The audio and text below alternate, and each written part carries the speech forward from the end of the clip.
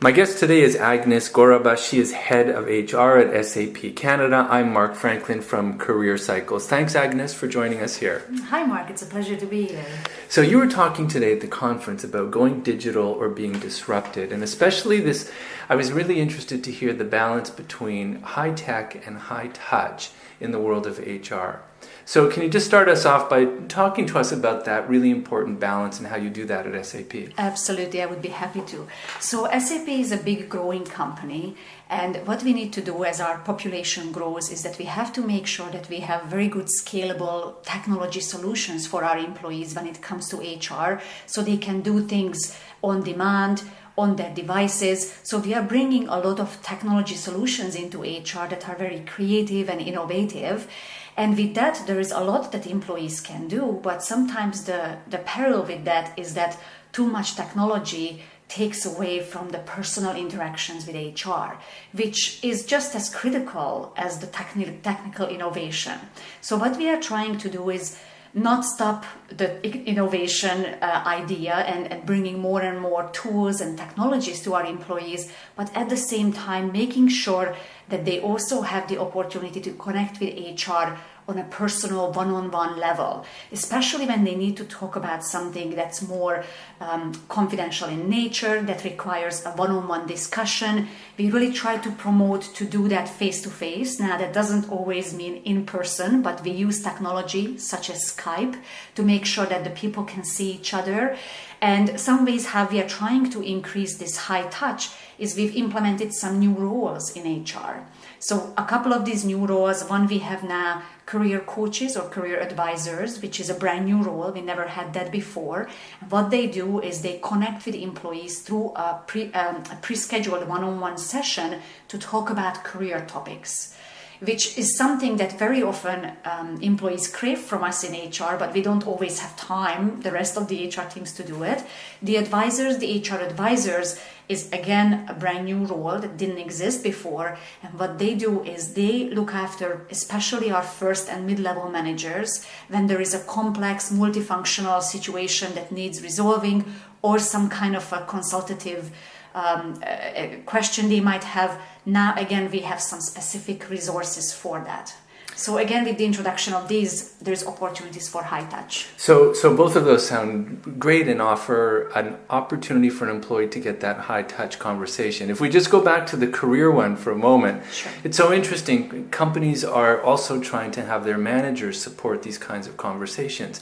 How have you implemented that so that managers can still have an important role when they're talking to their team and still access this outside resource and everybody working kind of in an alignment? Absolutely. It's very important, and I'm glad you brought it up, because what we don't want is for these resources to take away the responsibility of the managers to drive career discussions with the employees. But what our internal HR career counselors do is they point out some internal courses, resources, tools that people can use that managers may or may not be aware of.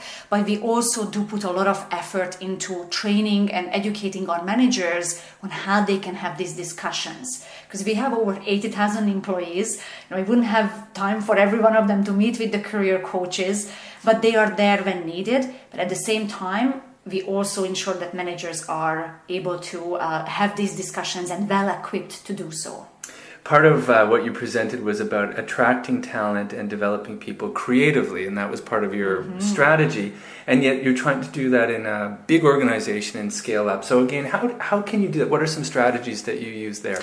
We have some programs within the organization that scale to everybody, but then we also have some very unique programs that are only for either certain lines of businesses. So we might have certain programs just for a sales organization or just for development.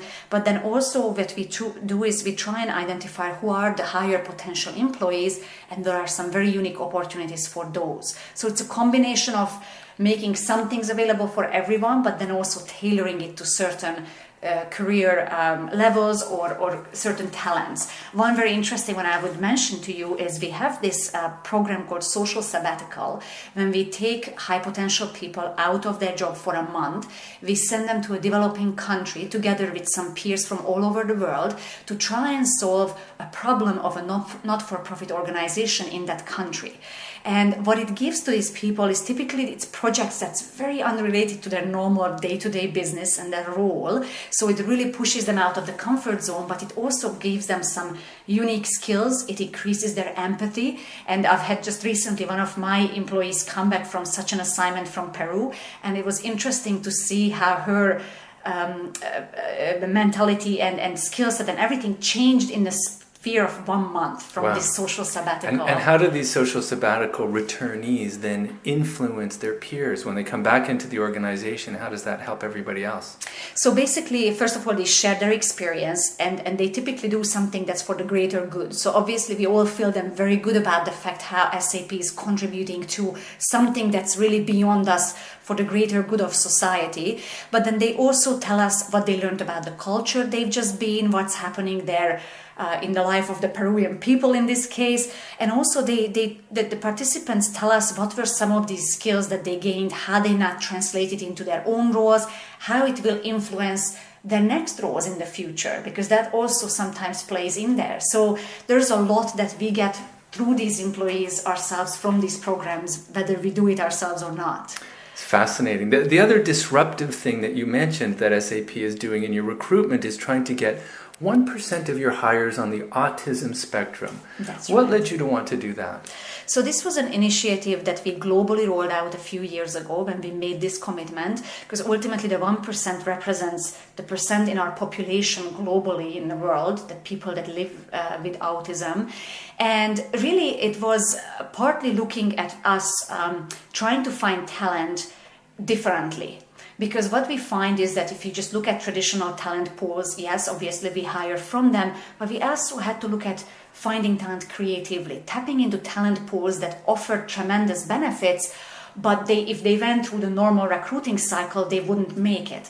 So it's for us ultimately to find neurodiverse people who are differently abled, and what we found is that they have such incredible skills that we don't find elsewhere, that it truly contributes to us finding great talent for SAP. And some of these employees have been with us for over 2 years. We have about 13 of them in Canada, and the program just keeps growing and going really, really well. So we're very proud of it, and now we've inspired other organizations to follow suit. So we have now many across Canada who do the same. Congratulations on great work. Thank you so much, Agnes Garaba. Thank you very much.